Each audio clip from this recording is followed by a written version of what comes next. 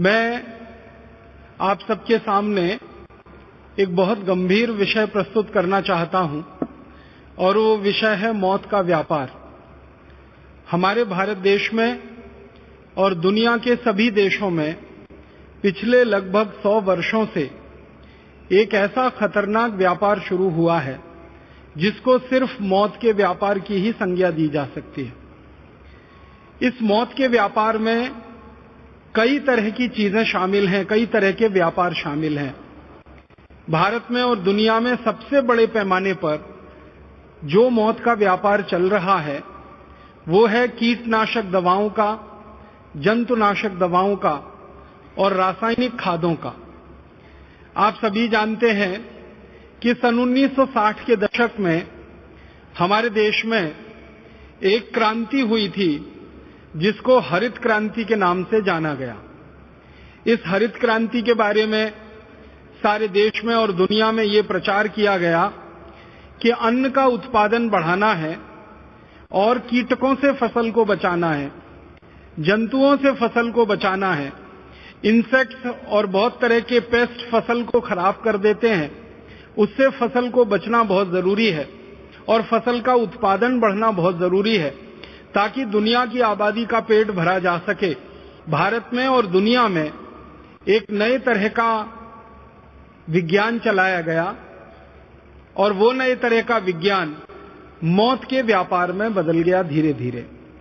हमारे भारत देश में सन 1960 में जब ये हरित क्रांति की शुरुआत हुई तब एक भी किसान ऐसा नहीं था जो अपने खेत में कोई जहर डालता हो। एक भी किसान ऐसा नहीं था जो धरती मां के साथ जहरीली दवाओं का उपयोग करता हो। हमारे भारत देश में कृषि कर्म जो माना गया है वो आध्यात्मिक काम माना गया है, बहुत बड़ा आध्यात्मिक कर्म माना गया है। और हमारे किसान धरती को मां मानते हैं, तो मां की धमनियों में, मां की शिराओं में जहर नहीं घोल सकते, मिट्टी में जहर नहीं डाल सकते। इसलिए हमारे किसान कभी भी खेत की मिट्टी में पेस्टिसाइड्स, इंसेक्टिसाइड्स, हर्बिसाइड्स, फंगीसाइड्स आदि आदि कभी नहीं डालते थे और ना हमारे देश की मिट्टी में यूरिया, डीएपी डाला जाता था। लेकिन 1960 में कृषि क्रांति के नाम पर, हरित क्रांति के नाम पर किसानों से कहा गया कि अगर खेत में आप ये नहीं डालोगे, यूरिया, डीएपी का खाद नहीं डालोगे, फर्टिलाइजर नहीं डालोगे और ये कीटनाशक और जंतुनाशक दवाएं नहीं डालोगे तो खेती सारी चौपट हो जाएगी, अन्न कुछ पैदा नहीं होगा, सारा देश भूखा मरेगा और किसानों को भी भूखा मरना पड़ेगा। लिहाजा धीरे धीरे किसानों को पहले मुफ्त में और बाद में पैसे से बेचकर रासायनिक खादें दी गई। 1960 में जब रासायनिक खाद सबसे पहले शुरू हुई हमारे देश में तो किसानों को मुफ्त में दी गई। किसानों ने उसको मुफ्त में डालना शुरू किया। धीरे धीरे मिट्टी को उसकी आदत पड़ गई, फिर खरीद के डालना उसको शुरू किया और अब होते होते इस देश में 1-2 नहीं, 10-20 नहीं, 1000-2000 नहीं, लाखों मीट्रिक टन में जहरीली खादें और कीटनाशक दवाएं खेतों में पड़ रहे हैं। बहुत दुख होता है ये कहते हुए कि आज से लगभग 40 साल पहले या बहुत अधिक कहें तो 50 साल पहले एक भी किसान के एक भी खेत में 1 ग्राम भी रासायनिक जहर नहीं डाला जाता था। आज उस भारत देश के गांव के किसानों की जमीनों में हजारों लाखों मीट्रिक टन रासायनिक जहर डाला जा रहा है। हमारी भारत सरकार के आंकड़ों के अनुसार एक वर्ष में करीब खेतों में 1,90,00,000 मीट्रिक टन रासायनिक खाद डाल दिया जाता है। यूरिया के नाम पर, डीएपी के नाम पर, सिंगल सुपर फॉस्फेट के नाम पर, अनेक तरह की रासायनिक खादों के नाम पर 1,90,00,000 मीट्रिक टन जहर हर साल खेतों में डाल दिया जाता है। अब इन जहरीली रासायनिक खादों से जो पौधे बड़े होते हैं, इन पौधों पर तरह तरह के कीट लगते हैं, तरह तरह के जंतु आते हैं, तरह तरह के इंसेक्ट और पेस्ट आते हैं, क्योंकि रासायनिक खादों को डालने के बाद पौधों का अपना जो ताकत होती है वो कम हो जाती है। आप जानते हैं जैसे मनुष्य के शरीर की प्रतिरक्षा शक्ति कम हो जाए तो मनुष्य शरीर बीमार पड़ने लगता है। वैसे ही पौधों के शरीर की प्रतिरक्षा शक्ति कम हो जाए तो पौधे भी बीमार पड़ने लगते हैं, माने तरह तरह के रोग उनको घेर लेते हैं। तो पहले पौधों को यूरिया, डीएपी, सुपर फॉस्फेट डाल के कमजोर किया जाता है शारीरिक रूप से। फिर उन कमजोरी के कारण जो बीमारियां आ जाती हैं पेड़ पौधों पर, जो कीड़े मकोड़े लग जाते हैं, जो तरह तरह के जंतु आ जाते हैं, उनको मारने के लिए फिर 90,000 मीट्रिक टन और दूसरा जहर स्प्रे किया जाता है।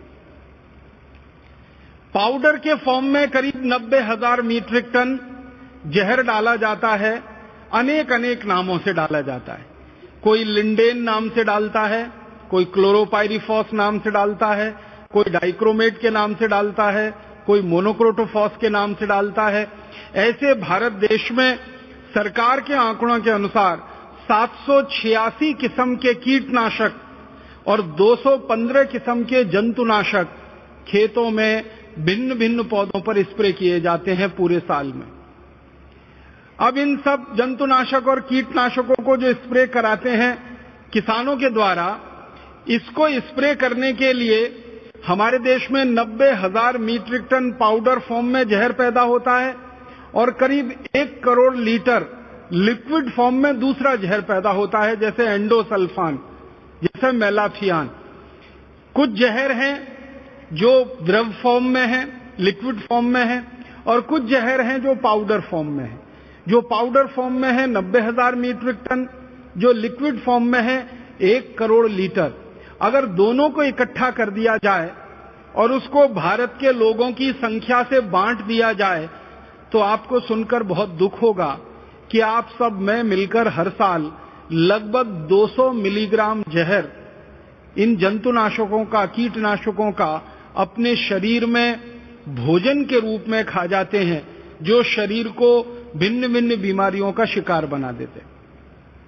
हमारे भारत के खेतों में डाली जाने वाली जो रासायनिक खाद है और हमारे देश के फसलों के ऊपर छिड़का जाने वाला जो जहर है, इसके बारे में जितने भी रिसर्च हुए हैं भारत में और भारत के बाहर, वो ये बताते हैं कि ये जो खाद हम खेतों में डालते हैं, इसका मात्र 8 से 9% काम में आता है।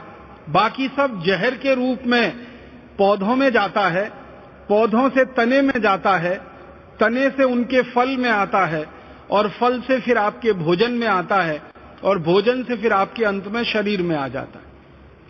इससे भी ज्यादा गंभीर बात है कि जो पेस्टिसाइड और इंसेक्टिसाइड स्प्रे किए जाते हैं, छिड़के जाते हैं, इनका सिर्फ पौधों के लिए 3 से 4% ही उपयोग हो पाता है। बाकी का 96% ये जो जहर है ये मिट्टी में जाता है, मिट्टी से पौधों की जड़ों में जाता है, जड़ों से तने में जाता है, तने से फलों में जाता है, और फल से फिर आपके भोजन में आ जाता है। माने अल्टीमेटली जो सारा का सारा जहर है हमारे ही शरीर में आता है। अब इसमें 2 तरह से हमारे शरीर को यह नुकसान करता है। हमारे भारत देश का जो कृषि मंत्रालय है, उनकी जानकारी के अनुसार हर साल ये जो कीटनाशक और जंतुनाशकों का जहर खेत में जो किसान छिड़कते हैं, 76,000 किसान हर साल मर जाते हैं इसको छिड़कते समय। आप जानते हैं हमारे देश में कपास की एक फसल होती है जिस पर सबसे ज्यादा ये कीटनाशक और जंतुनाशक छिड़के जाते हैं। फिर हमारे देश में गन्ने की फसल पर, गेहूं की फसल पर, धान की फसल पर, सब्जियों की फसलों पर, तरह तरह के फलों के ऊपर और कई तरह की दालों की फसल पर, सब तरह की फसलों पर ये जो जहर छिड़कते हैं किसान, तो जब वो स्प्रे करते हैं, स्प्रे करते समय ये जहर हवा में घुलता है और श्वास के द्वारा वो हवा उनके शरीर में जाती है और थोड़ी सी ओवरडोज होने के बाद किसानों की मौत हो जाती है। हर साल हमारे देश की सरकार के आंकड़ों के अनुसार 76,000 किसान तो ऐसे ही मर जाते हैं स्प्रे करते समय, दवा को छिड़कते समय, और उनका इलाज नहीं हो पाता क्योंकि इन जहर को शरीर से बाहर निकालने के लिए दवाएं उपलब्ध नहीं हैं। ज्यादातर किसान जब इन जहरीले कीटनाशकों के और जंतुनाशकों के प्रभाव में आते हैं तो डॉक्टर के पास पहुंचते पहुंचते मर जाते हैं। कई तो डॉक्टर के पास पहुंच जाते हैं लेकिन डॉक्टरों के पास उतनी अच्छी कोई चिकित्सा उपलब्ध न होने के कारण थोड़े दिन संघर्ष करते हैं और उनके हॉस्पिटल में दम तोड़ देते हैं। बहुत कम किसान ऐसे भाग्यशाली होते हैं जो इन दवाओं के दुष्प्रभाव में आने के बाद जीवित बच पाते हैं या पुराने जीवन में लौट पाते हैं।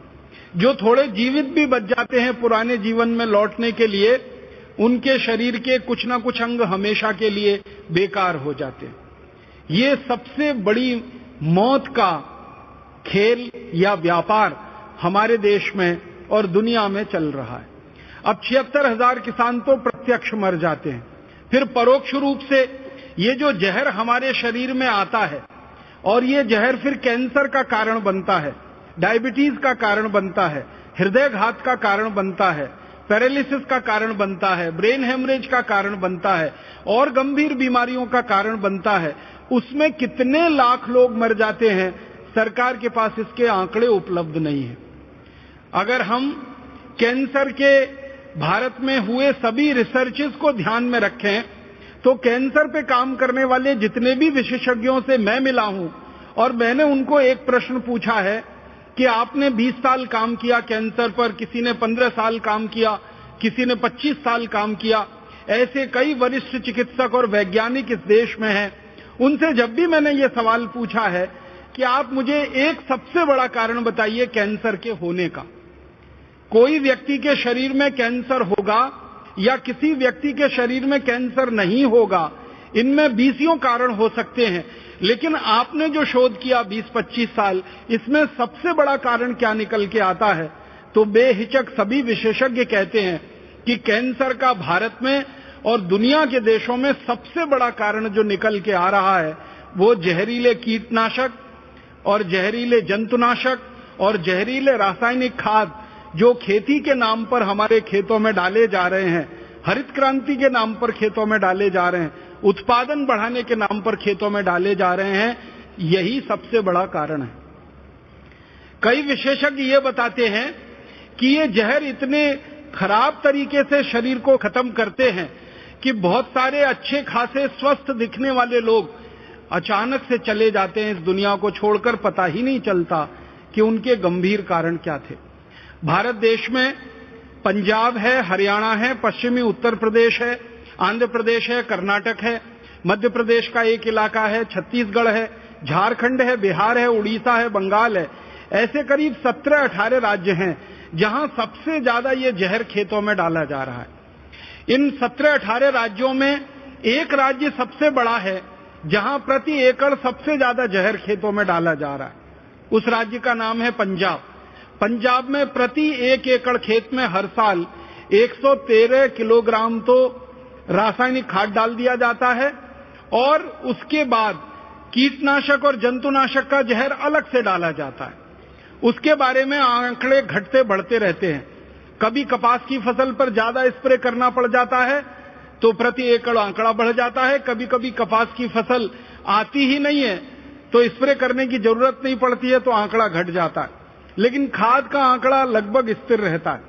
तो ये जो प्रति एकड़ स्प्रे हो रहा है सबसे ज्यादा पंजाब में, और पंजाब में भी एक जिला है जिसका नाम है भटिंडा। भटिंडा में प्रति व्यक्ति सबसे ज्यादा, प्रति एकड़ सबसे ज्यादा जहरीला रसायन खेतों में डाला जा रहा है। और आज भारत देश के 680 जिलों में भटिंडा सबसे बड़ा जिला है जहां सबसे ज्यादा कैंसर के मरीज हैं पूरे भारत के आंकड़ों के अनुसार। अगर प्रति व्यक्ति कैंसर के मरीजों की संख्या आप गिनेंगे तो भटिंडा शीर्ष स्थान पर है। और भटिंडा से हर दिन एक ट्रेन चलती है बीकानेर नाम के एक राजस्थान के शहर के लिए, क्योंकि बीकानेर में बहुत बड़ा एक मेडिकल कॉलेज है जहां पर कैंसर के विशेषज्ञ बहुत हैं और कैंसर का इलाज होता है वहां पर। तो भटिंडा से बीकानेर के लिए जो ट्रेन जाती है, हर दिन हजारों कैंसर के यात्री उसमें भरकर भटिंडा से बीकानेर जाते हैं। तो उस ट्रेन का नाम कैंसर स्पेशल ट्रेन ही रखा है लोगों ने। उसमें कैंसर के मरीज भर भर के जाते हैं। हर दिन शाम को वो चलती है ट्रेन, बीकानेर सुबह पहुंचती है, फिर बीकानेर से वापस आती है, फिर भटिंडा से लेके जाती है। रात दिन ऐसे ही चलता है। भटिंडा के बाद दूसरा सबसे बड़ा जिला जहां पर कैंसर के मरीजों की संख्या बहुत है, जालंधर है, और जालंधर भी भारत में सबसे बड़ा जिला है जहां सबसे ज्यादा जहर प्रति एकड़ खेतों में डाला जा रहा है। फिर होशियारपुर है, वो भी पंजाब में ही आता है। फिर हरियाणा के कुछ जिले हैं, फिर पश्चिमी उत्तर प्रदेश के, और फिर पूरे भारत के। तो ये बहुत बड़ा मौत का व्यापार चल रहा है हमारे देश में। लाखों लोग परोक्ष रूप से इससे मर रहे हैं और 76,000 किसान प्रत्यक्ष रूप से इस खेल में या इस व्यापार में मारे जा रहे हैं। आप पूछेंगे ये व्यापार कर कौन रहा है? लगभग दुनिया की 1000 बड़ी बड़ी विदेशी कंपनियां हैं जो इस व्यापार में लगी हुई हैं। अमेरिका की कंपनियां हैं, जर्मनी की हैं, जापान की हैं, फ्रांस की हैं, स्वीडन की हैं, नॉर्वे की हैं, डेनमार्क की हैं, हमारे पड़ोसी चाइना की हैं, कुछ रूस की कंपनियां हैं। ऐसे दुनिया के 24 देशों की लगभग 1000 कंपनियां हैं और उनमें से कुछ कंपनियों का भारत की कंपनियों के साथ कोलैबोरेशन है, समझौता है। तो भारत की कुछ कंपनियों के साथ मिलकर दुनिया की लगभग 1000 बड़ी विदेशी कंपनियां, मल्टीनेशनल कॉरपोरेशन इस मौत के व्यापार में लगी हुई हैं। आप बोलेंगे जी इस मौत के व्यापार में इन कंपनियों को क्या फायदा हो रहा है? मानवता को तो बहुत बड़ा नुकसान हो रहा है, लोगों को तो बहुत बड़ा नुकसान हो रहा है। इन कंपनियों को क्या फायदा हो रहा है? तो इन कंपनियों का माल बिक रहा है बाजार में। ये जो जहरीले कीटनाशक बना रही हैं, ये जो जहरीला खाद बना रही हैं, इनकी बिक्री धड़ाधड़ बढ़ती चली जा रही है। 1960 के पहले जिन विदेशी कंपनियों का 1 रुपए का सामान भी इस देश में नहीं बिकता था, उन विदेशी कंपनियों की बिक्री आजकल हजारों करोड़ रुपए में हो गई। आपको सुनकर हैरानी होगी कि 1000 बड़ी बड़ी बाहर के देशों की कंपनियां और उनके साथ मिलकर भारत की कुछ कंपनियां एक साल में लगभग 5 लाख करोड़ रुपए कमा रही हैं इस मौत के व्यापार से। उनकी झोली भर रही है, उनकी तिजोरियां भर रही हैं, उनका घर भर रहा है। वो जहर बेच रहे हैं और उस जहर को हमारे किसान खरीदकर अपने खेतों में डाल रहे हैं। तो किसानों की जिंदगी से लगभग 5 लाख करोड़ रुपया निकल के बड़ी बड़ी विदेशी कंपनियों के खजानों में जा रहा है मुनाफे के रूप में। तो ये 1000 से ज्यादा जो विदेशी कंपनियां भारत में मौत का व्यापार चला रही हैं, इन कंपनियों को साल में 5 लाख करोड़ का फायदा हो रहा है। और मैं आपको एक हास्यास्पद बात कहना चाहता हूं कि जब इन कंपनियों से हमारे जैसे लोग बात करते हैं, इनके एजेंटों से, इनके अधिकारियों से, तो ये कंपनी के अधिकारी कुतर्क क्या करते हैं? वो ये कहते हैं कि ये हमें बेचना मजबूरी है, अगर हम ये नहीं बेचेंगे, कीटनाशक, ये जंतुनाशक नहीं बेचेंगे तो भारत में फसल चौपट हो जाएगी, सारी फसल को कीड़े खा जाएंगे, सारी फसल को जंतु खा जाएंगे, तब किसानों की मदद करने कौन आएगा? तो मैंने इसके आंकड़े निकालने की कोशिश की कि मान लीजिए 1 रुपए का भी जहर हम हमारे खेत में ना डालें और फसल हमारी कीड़े ही खाने वाले हों, तो कितनी फसल को हर साल हमारे देश के कीड़े खा जाते होंगे, या कितने जंतु, कितने कीट फसल का बर्बादी के कारण बनते होंगे। तो भारत सरकार ही कहती है कि लगभग 1 साल में 1500 करोड़ रुपए की फसल बर्बाद होती है अगर ये जहरीले कीटनाशकों को स्प्रे नहीं किया जाए। आप सभी के ध्यान में ये बात मैं लाना चाहता हूं, 1500 करोड़ रुपए की फसल बर्बाद होती है अगर ये जहर खेतों में ना डाला जाए। आप जरा सोचिए, 1500 करोड़ रुपए कितनी बड़ी रकम है, 1500 करोड़ रुपए कितनी बड़ी रकम है।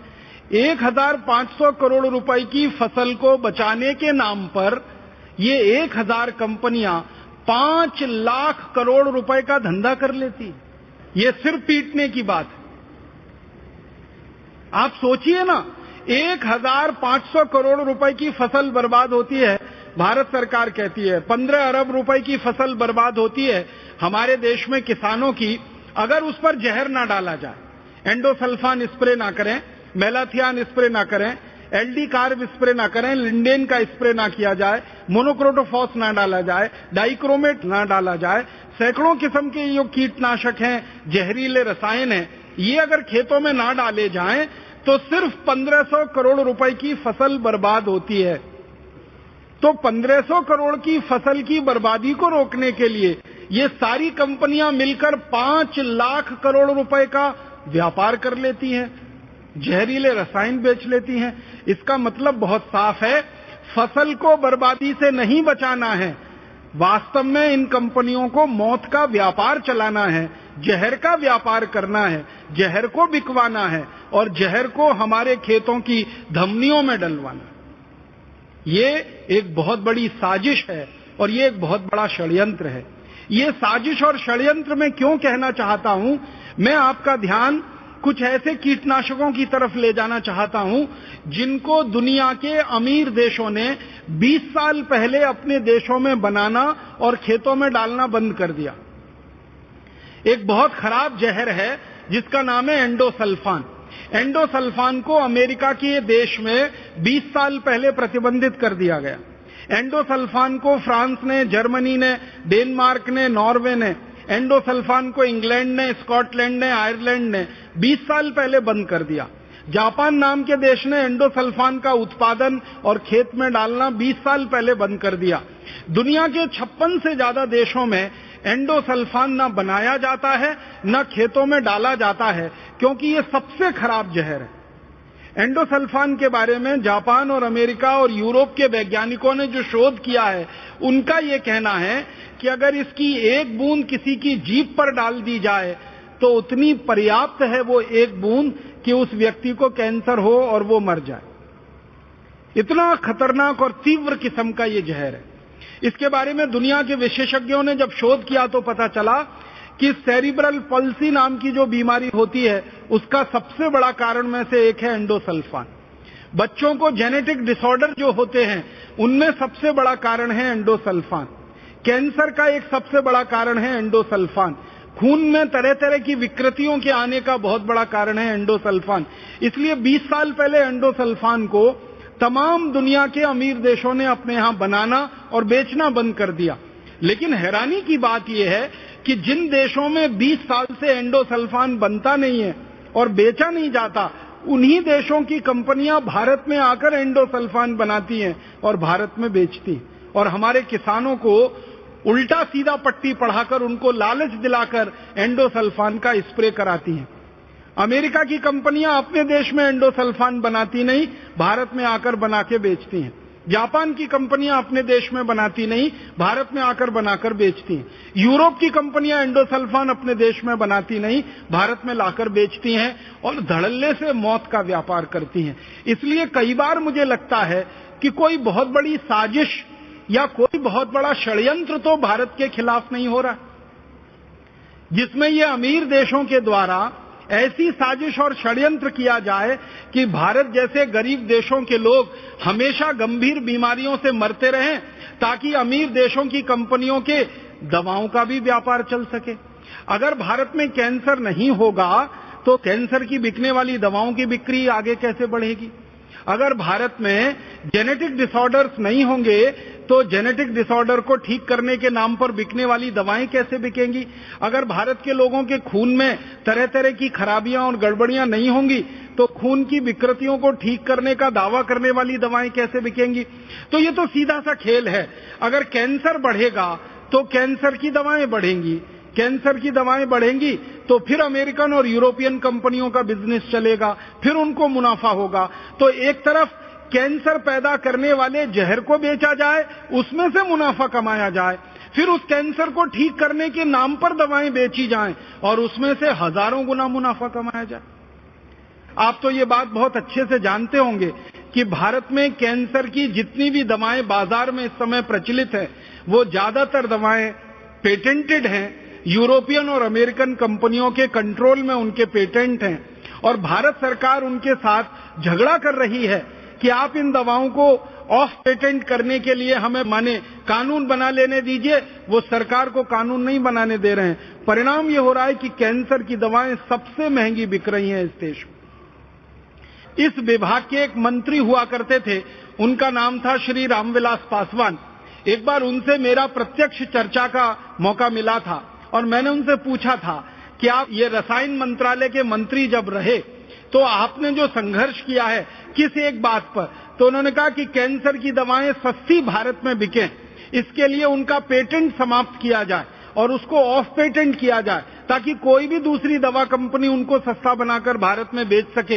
इसके लिए मैं 4 साल लगातार मिनिस्ट्री में संघर्ष करता रहा, लेकिन मुझे कामयाबी नहीं मिली, क्योंकि ये कैंसर की दवाएं बेचने वाली कंपनियों की लॉबी इतनी मजबूत है कि इसने पूरे देश के मंत्रालयों को अपनी मुट्ठी में बंद किया हुआ है। हमारे देश का मंत्री कुछ कंपनियों की लॉबी के सामने हार जाता है, परास्त हो जाता है। तो आप देखिए षड्यंत्र का हिस्सा क्या है।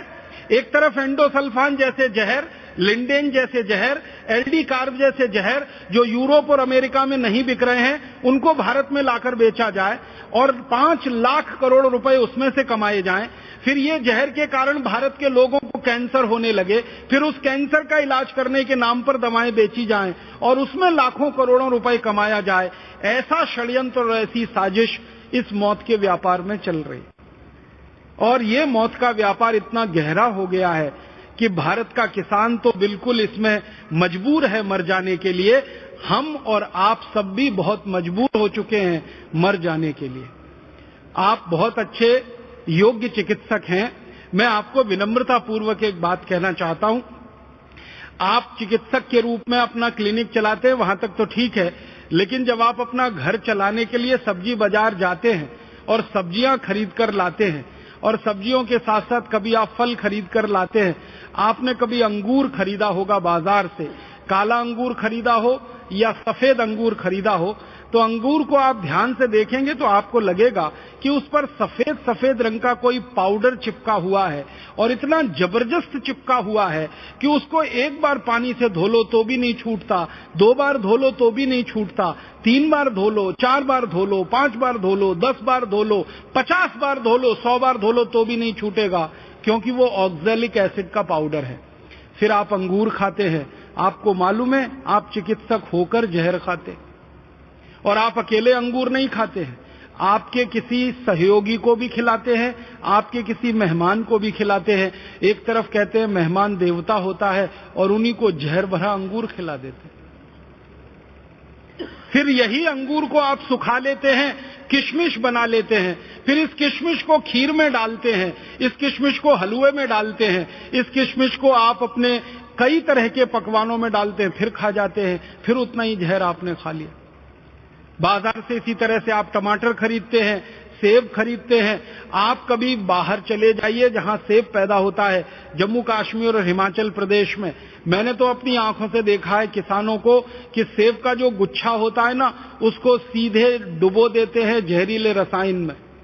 फिर हम भिंडी खाते हैं, हम तोरई खाते हैं, दूधी खाते हैं, हम पालक खाते हैं, मेथी खाते हैं। सब्जियों के ऊपर इतना स्प्रे होता है इन सभी केमिकल्स का कि हालत खराब है खाते खाते।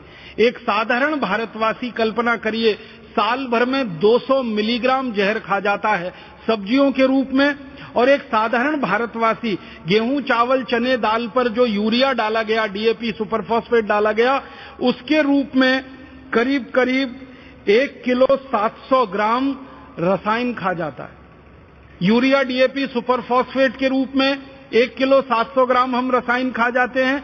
एंडोसल्फान, एलडी कार्ब, लिंडेन के रूप में 200 ग्राम और खतरनाक जहर खा जाते हैं। माने साल भर में लगभग 2 किलोग्राम जहर हमारे शरीर में जा रहा है। फिर इस जहर को बाहर निकालने के लिए भगवान ने आपका जो तंत्र बना रखा है, उसको क्या अतिरिक्त काम करना पड़ रहा है, और वो काम करते करते आपका तंत्र फेल हो जाए, आपकी किडनी फेल हो जाए, आपका लीवर खराब हो जाए, आपकी जिंदगी बिल्कुल मौत के मुंह में समा जाए, तो कौन जिम्मेदार है उसका? जिम्मेदार तो वो कंपनियां हैं जिनकी संख्या लगभग 1000 से ज्यादा है, जो अपने स्वार्थ की पूर्ति के लिए इस मौत के व्यापार को भारत में चला रहे हैं और पूरे भारत को धीरे धीरे अंधे कुएं की तरफ धकेलते चले जा रहे। आप बोलेंगे ये मौत का व्यापार खाली भारत में चल रहा है? नहीं, दुनिया के बहुत सारे गरीब देशों में चल रहा है, भारत उसमें से एक है। हमारा पड़ोसी देश इंडोनेशिया, वहां भी यही मौत का व्यापार चल रहा है। हमारा एक पड़ोसी देश वियतनाम, वहां भी यही मौत का व्यापार चल रहा है। हमारा एक पड़ोसी देश अफ्रीका, वहां भी यही मौत का व्यापार चल रहा है। दुनिया में जो गरीब देश माने जाते हैं, जो विकासशील देश माने जाते हैं, जो अभी तक अमीर नहीं हुए हैं, समृद्धशाली नहीं हुए हैं, ऐसे 150 से ज्यादा देशों में यही मौत का व्यापार चल रहा है और यही 1000 कंपनियां हैं जिनके नाम हैं, वो इन देशों में भी यही मौत बांट रही हैं। और इन सभी देशों में एक ही तर्क चलाया जा रहा है, कृषि उत्पादन बढ़ाना है, अनाज को खराब होने से बचाना है, इसलिए ये सारा जहरीला रसायन खेतों में डालना।